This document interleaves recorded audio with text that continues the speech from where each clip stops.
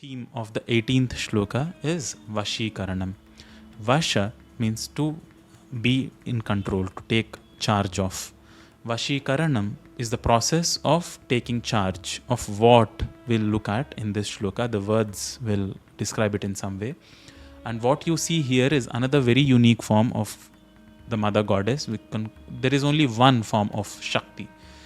Her manifestations are manifold. How we saw the form of Saraswati in the previous shloka. Here, slightly tending towards Lakshmi, where there was Sattva in the previous shlokas, it's slowly tending towards Rajas.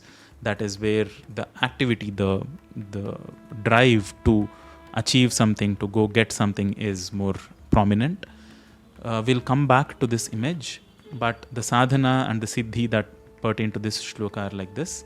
Sadhana is facing east, 45 days, 1000 times, a manasika japa, with an offering of kshira payasam and tambulam. This is the yantra that pertains to this particular shloka. You see there are bija mantras that are embedded all over it.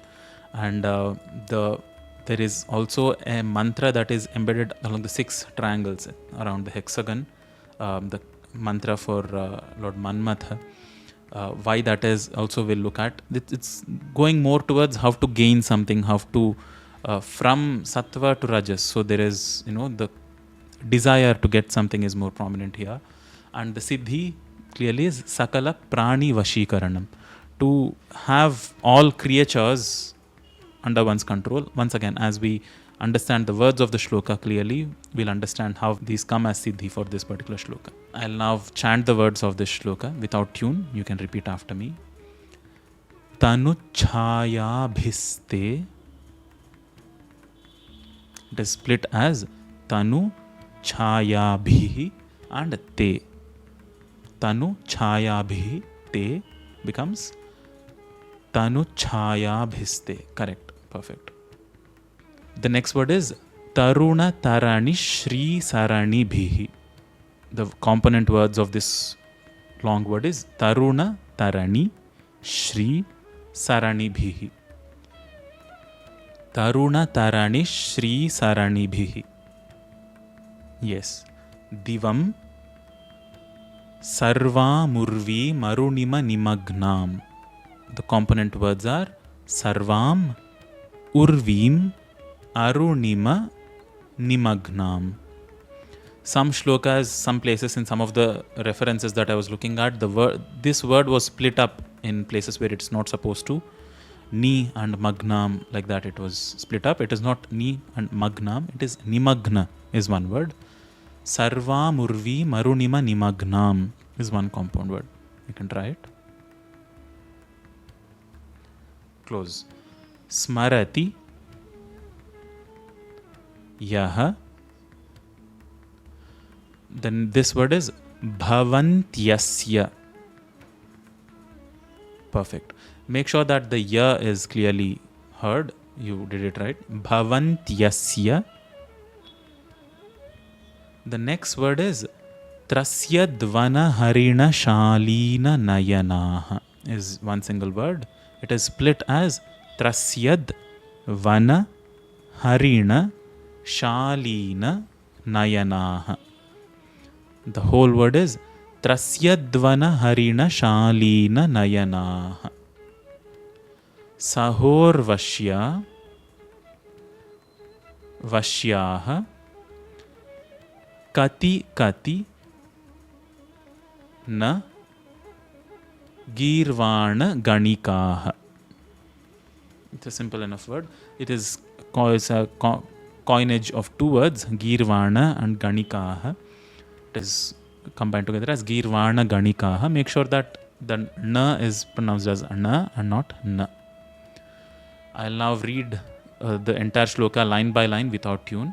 You can repeat the entire sentence after me. Tanu chhaya bhiste taruna tarani shri sarani bhihi. Divam sarva murvi marunima nimagnam smarati yaha. Bhavantyasya trasya dvana harina shalina nayanaha. Sahorvashya Vashyaha Kati Katina Girvana Ganikaha. Tanuchhaya Bhiste Taruna Tarani Shri Sarani Bhe Divam Sarva Murvi Maruni Mani Magnam Smaratiyaha Bhavantyasya Trasyad Vanaharina Shalina Nayana Sahorvashya Vashya Kati Kati Nagirvana Ganika. So because it is in Shikharini Chandas, the tune of it, the rhythm of it is ingrained in the shloka itself, and this is the lilt, this is the rhythm in which the shloka goes. Now to understand this, we will look at this layer-wise arrangement of the words in this shloka. As you see, it has two key ideas that are being conveyed. The hand pointer conveys the main ideas. Other words of the shloka which support that idea are layered one level below. Yaha, that one, that person, smarati, remembers or contemplates upon or meditates upon or thinks. Arunima nimagnam. Nimagna is being immersed in. Arunima is the reddish glow, red color, the color of rising sun. Where it is mentioned is in this part, will come here. But what is immersed in that reddish glow? Divam, the sky. Sarvam urvim. Urvi is earth. Sarva is all of it, all of earth. What is it immersed in? It is immersed in Shri Sarani Bihi. Sarani is, Sarani is colloquially used to denote pathways, as road, street is a Sarani usually. But the literal word of Sarani is a straight ray. It's a ray of light. Shri Sarani Bihi are auspicious rays of light. So, Yaha Arunima Nimagnam Smarati. The one who contemplates as being immersed in a reddish glow. Where is that reddish glow from? Shri Sarani Bihi. It is the auspicious rays. That reddish glow is from the auspicious rays. Of whom? Taruna Tarani Shri Sarani Bihi. Taruna is youthful. Tarani is the one who takes us across, the one who delivers us, the one who penetrates and pervades everything. And that is one of the names for the sun. How else are those auspicious rays? Te tanu chaya bhihi. Te is your, tanu is the body, and chaya, which is one of the words used for shadow also, but chaya also means a color or a complexion. Telugu speaking people or Marathi speaking people know this. Chaya means complexion. Of the complexion or the color of your body. So somebody who meditates upon, who visualizes and contemplates all of earth and sky immersed in the reddish glow, which is like that of the youthful sun which has already risen to some extent, not the Bala Atapa which we looked at in the previous shloka. This is Taruna Tarani. The unique words which are used for what complexion of sun's rays her body is shining with are very unique for each of these shlokas. Previously he was in a Bala form, now he is in his Taruna form. Now of that youthful form of the sun, which matches the complexion of your body, the one who contemplates on that kind of a form, Tasya, I think, Asya. This Bhavanti Asya Vashyaha. So I have rearranged the words. Asya Vashyaha Bhavanti. Vashyaha is in such a person's control. Bhavanti is they shall become. Now, before I go further into the meaning of this, please always remember this. There are 3 layers of interpretation for each shloka. We've been looking at this before. Multiple layers of interpretation. Of course, there is the tantric, the bija mantras within the shlokas and all that stuff. But just the words of the shloka have 3 levels of anvaya that we can do. One is just the poetic, just the lyrical meaning at the very, very surface level, where we just look at what the story is and how Shankaracharya is drawing a parallel and just conveying a story. One layer below that is the physiological interpretation of how that story that is being conveyed poetically applies physiologically within the body, as the senses, as the five indriyas, as various faculties, as powers that we can unlock, as the consciousness within those parallels. And another layer which is closely related to this is whatever is present within the body physiologically is also, they are here because they are also present at the cosmic scale. They are forces of creation which are functioning within us as yat pinde tat brahmande, yat brahmande tat pinde. So there are these three layers of interpretation. So before we go into that, I just wanted to remind you guys of that context. Asya vashyaha bhavanti. Somebody who does your sadhana does by contemplating upon you in that reddish glow of the youthful sun, where everything in creation is immersed in the glow of your complexion. To such a person, in such person's control, come kati katina. Kati, the word literally means how many, kitne, or enni, etani. So kati is how many. Kati katina is how many ever, groups and groups, hordes and hordes of multitudes of many. Girvana ganikaha. The word for this in many translations are, it's very simplistic. It almost goes to derogatory terms, but it is the apsaras, the Rambha, Urvashi, Menaka and so on, in the court of Indra, who corresponds to Indriyas of the body, the senses. So all the apsaras in Indra's court, multitudes of them, Saha Urvashyaha become Sahor Vashyaha, like Urvashi and others. Even there, the words Rambha, Urvashi, Menaka, they have their own correlations with how, they have a metaphor. They stand as metaphors for something within the human body. We'll come to it. But just as the poetic level of meaning, many hordes of celestial women, along with Urvashi and many other Girvana Ganikaha. So this word Girvana is one of the names for Sanskrit language itself. Girvana is that which is cultured. Gihi is one of the names for speech and one human faculties. Gana is a group. Multitude of various kinds of human faculties are Girvana Ganikaha.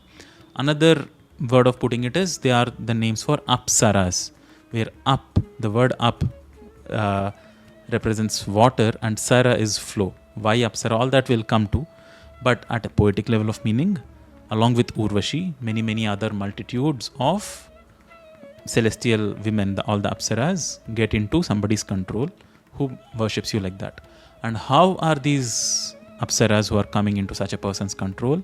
Trasyad vana harina shalina nayanaha. They are timid. They are nayanaha. They have their eyes. How are their eyes? Shalina nayanaha. They have bashful, shy eyes. Like what? Like vana harina, like that of forest deer.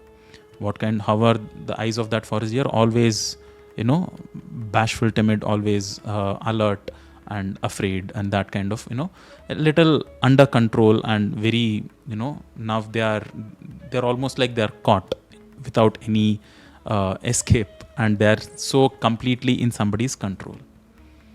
That is the poetic meaning of the shloka. Once again, somebody who contemplates upon you and does your sadhana in your reddish glow, which is that of the youthful sun, and visualizes that glow is filling all of earth, sky and everything else, and to such a person's control, all of celestial women come without, as if they are caught with their bashful, shy, timid eyes, like all the Urvashi and everybody else is in such a person's control. To understand this in a deeper way, we need to first look at what this Indra Sabha itself is a metaphor for. Otherwise, the second layer of meaning will stay amiss. The word Indra is very closely associated with Indriya.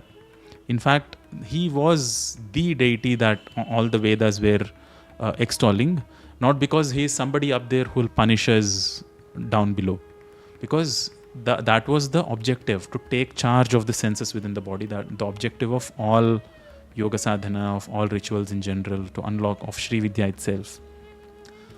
And what is his instrument? What is his weapon of choice? Vajra.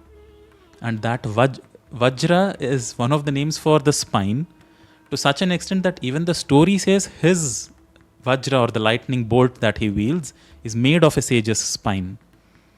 So it was made of sage Dadhichi's spine. There is a whole story behind it, but I'm saying this because Indra and his weapon, the spine which is the conduit of all the senses to function, are all very closely correlated. And what is he seen as presiding over?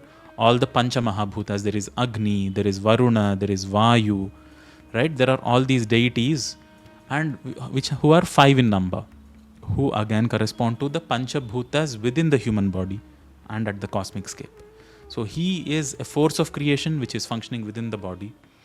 And who else are present? Gandharvas and Apsaras.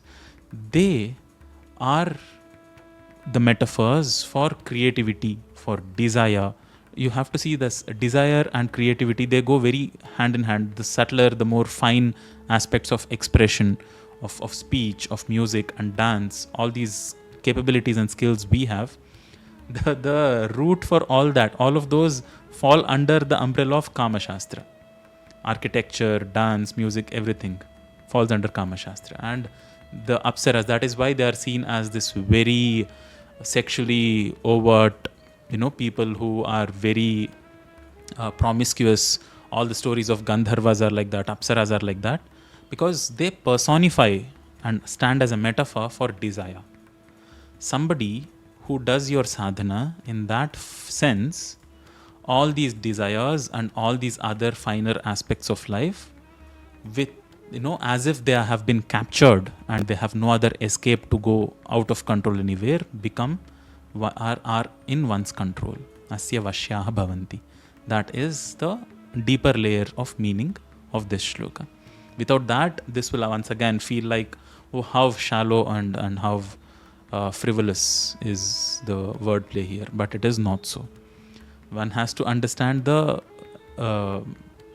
metaphor for which all these words stand, and how her sadhana, of the sadhana of the mother goddess herself, is something which is very profound and which unlocks human potential within.